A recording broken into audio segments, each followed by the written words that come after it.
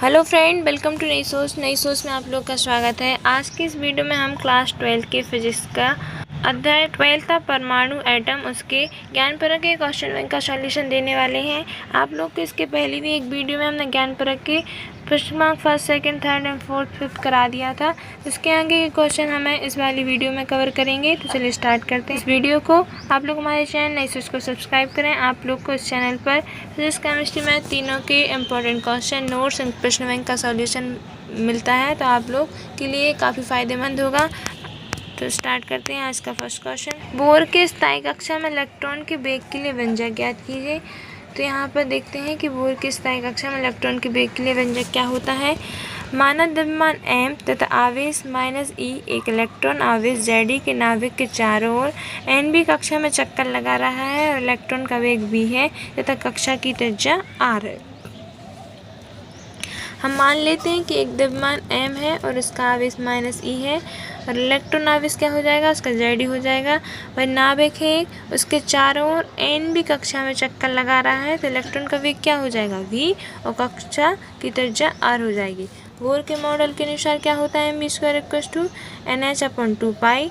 यहाँ पर v की वैल्यू क्या हो जाएगी, NH/2πmr।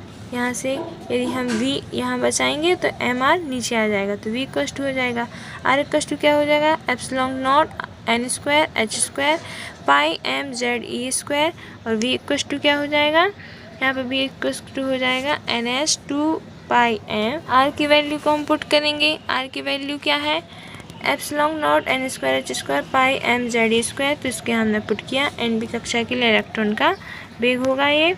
या इसके बाद v इक्वल क्या हो जाएगा, 1/4πε0। यहाँ पर 2πm था, वहाँ पर हमने 2 का इंटू नीचे एंड ऊपर कर दिया, यहाँ पर 4 हो गया, यहाँ पर 2 लिख दिया। तो 1/4πε0 into 2πe² ch into zc/n। तो इसकी वैल्यू क्या होती है, इसकी वैल्यू होती है अल्फ़ा। तो हमने इस पूरे की वैल्यू अल्फ़ा पुट कर दी, तो यहाँ पर अल्फ़ा zc/n इसका वेग का व्यंजक आ गया। अतः स्पष्ट है कि अल्फ़ा एक विमाहीन नियतांक है, इसे सूक्ष्म संरचना नियतांक कहते हैं। समीकरण 1 से स्पष्ट है कि जैसे जैसे कक्षा की क्रम संख्या n बढ़ती है, इलेक्ट्रॉन की चाल घटती है, अर्थात उच्च कक्षा में इलेक्ट्रॉन की चाल कम होती है तथा निम्न कक्षा में इलेक्ट्रॉन की चाल अधिक होती है। नेक्स्ट क्वेश्चन देखते हैं। नेक्स्ट क्वेश्चन क्या है, हाइड्रोजन परमाणु की ऊर्जा स्तर को स्पष्ट कीजिए। तो हाइड्रोजन परमाणु का जो ऊर्जा स्तर है उसको देखते हैं। ऊर्जा स्तर आरेख वह आरेख होता है जिसमें किसी परमाणु की स्थायी अवस्थाओं को समांतर क्षैतिज रेखाओं को ऊर्जा पैमाने के आधार पर बनाई जाती है द्वारा प्रदर्शित किया जाता है, इसको ऊर्जा स्तर कहते हैं। अब हाइड्रोजन परमाणु की Nb कक्षा में इलेक्ट्रॉन की ऊर्जा निम्न समीकरण द्वारा दी जा सकती है। समीकरण कौन सा है, En इक्वल हो जाएगा -13.6/n² इलेक्ट्रॉन वोल्ट। समीकरण 1 में n इक्वल यदि हम 1 रखते हैं, यहाँ पर जो n है उसकी जगह पर यदि हम 1 रखते हैं तो प्रथम कक्षा में इलेक्ट्रॉन की ऊर्जा क्या हो जाएगी, E1 इक्वल 13.6 1 का स्क्वायर, तो यहाँ 1 का स्क्वायर तो 1 ही होगा, तो -13.6 इलेक्ट्रॉन वोल्ट हो जाएगा। समीकरण 1 में n इक्वल 2 रखने पर तो द्वितीय कक्षा में इलेक्ट्रॉन की ऊर्जा क्या हो जाएगी, E2 इक्वल -13.6/2²। तो इसको सॉल्व करने पे क्या आ जाएगा, -3.4 इलेक्ट्रॉन वोल्ट। इसी तरह तृतीय कक्षा में इलेक्ट्रॉन की ऊर्जा क्या हो जाएगी, E3 इक्वल -13.6 3² इक्वल हो जाएगा -1.51 इलेक्ट्रॉन वोल्ट। इसी प्रकार चतुर्थ कक्षा में इलेक्ट्रॉन की ऊर्जा देखेंगे, E4 इक्वल हो जाएगा -13.6 4 का स्क्वायर इक्वल -0.85 इलेक्ट्रॉन वोल्ट। पंचम कक्षा में इलेक्ट्रॉन की ऊर्जा क्या हो जाएगी, E5 इक्वल -13.6 5 का स्क्वायर रखेंगे, क्योंकि n इक्वल 5 रखेंगे, तो इसकी वैल्यू हो जाएगी -0.54 इलेक्ट्रॉन वोल्ट।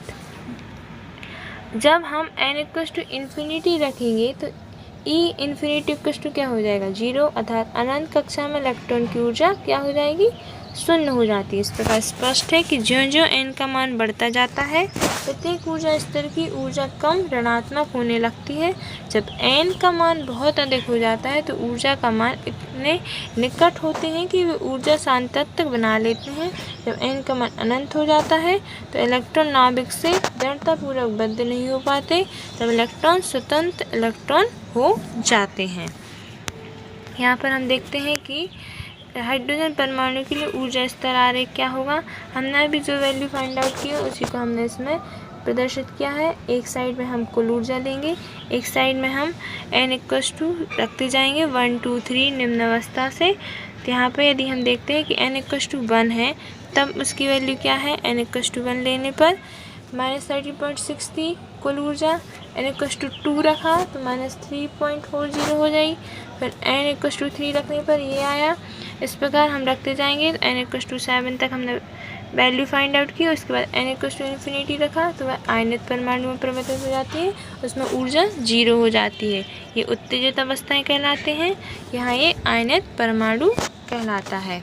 नेक्स्ट क्वेश्चन देखते हैं। नेक्स्ट क्वेश्चन क्या है, पाश्चन तथा वेंकेट श्रेणी को स्पष्ट कीजिए, यह कब प्राप्त होती है। तो पाश्चन श्रेणी क्या है, जब इलेक्ट्रॉन उच्च ऊर्जा स्तर से तीसरे ऊर्जा स्तर में संक्रमण करते हैं, अर्थात n1=3 तथा n2=4 5 6 7 होता है, तो उत्सर्जक स्पेक्ट्रमी रेखाएं अवरक्त क्षेत्र में पड़ती हैं। स्पेक्ट्रमी रेखाओं की इस श्रेणी को पाश्चन श्रेणी कहते हैं। जब कोई भी इलेक्ट्रॉन होता है वह ऊर्जा स्तर होता है जो उसके तीसरे ऊर्जा स्तर में संक्रमण करता है, तब उसको हम स्पेक्ट्रमी रेखाओं की श्रेणी को पाश्चन श्रेणी कहते हैं। इस श्रेणी की स्पेक्ट्रमी रेखाओं की तरंगदैर्घ्य निम्न समीकरण द्वारा दिए जाते हैं।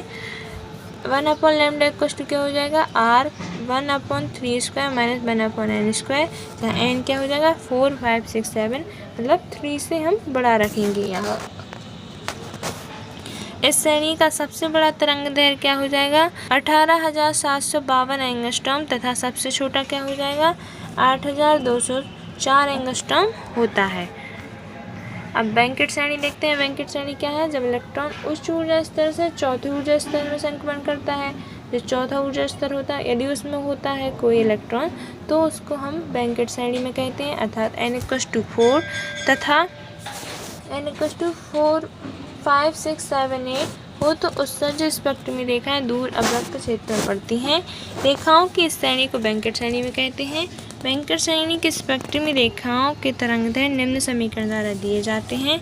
1/λ क्या हो जाएगा r 1/4² - 1/n²।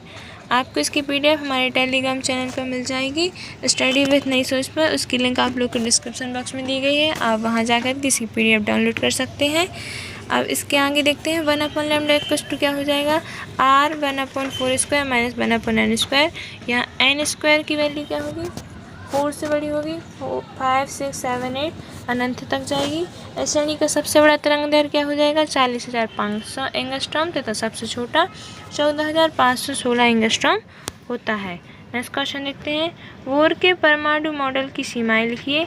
यद्यपि बोर के परमाणु मॉडल की सहायता से परमाणु संरचना तथा हाइड्रोजन के स्पेक्ट्रम की सफलतापूर्वक व्याख्या की जा सकती है, तथापि इसमें कुछ कमियां भी हैं जो निम्नानुसार हैं। इस मॉडल द्वारा केवल हाइड्रोजन सदस्य वाले परमाणु जैसे हाइड्रोजन, एक आयनित हीलियम, द्विआयनित लिथियम आदि के स्पेक्ट्रम की व्याख्या की जा सकती है। इसके आगे वाले की व्याख्या नहीं की जा सकती है। सेकेंड देखते हैं, जब स्पेक्ट्रमी रेखाओं का अध्ययन उच्च विभेदन क्षमता वाले स्पेक्ट्रोग्राफ से किया जाता है तो पता चलता है कि प्रत्येक स्पेक्ट्रमी रेखा पास पास स्थित कई रेखाओं से मिलकर बनी होती हैं। इस मॉडल द्वारा इन रेखाओं की उत्पत्ति के कारण की व्याख्या नहीं की जा सकती।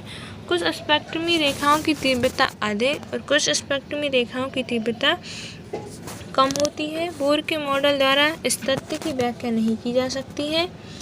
फोर्थ देखते हैं, इस मॉडल द्वारा स्पेक्ट्रमी रेखाओं पर चुंबकीय क्षेत्र के प्रभाव की व्याख्या नहीं की जा सकती। इस मॉडल है उसके द्वारा स्पेक्ट्रमी रेखाओं की जो चुंबकीय क्षेत्र है उसकी व्याख्या नहीं की जा सकती, यह एक कमी है। फिफ्थ है, इस मॉडल द्वारा प्राप्त ऋणात्मक नियतांक का मान प्रायोगिक मान से सदैव भिन्न होता है। जिस मॉडल है उसका जो ऋणात्मक नियतांक प्राप्त होता है उसका जो मान होता है वह प्रायोगिक मान से सदैव भिन्न होता है। इसके आगे के क्वेश्चन आपको नेक्स्ट वीडियो में कवर करा दिए जाएंगे। आशा करती हूँ आप लोग को वीडियो अच्छी लगी होगी, तो उसको लाइक एंड शेयर करें एंड हमारे चैनल नहीं से उसको सब्सक्राइब करें। आपके चैनल पर आपकी क्लास 12 की पूरी तैयारी कराई जाएगी।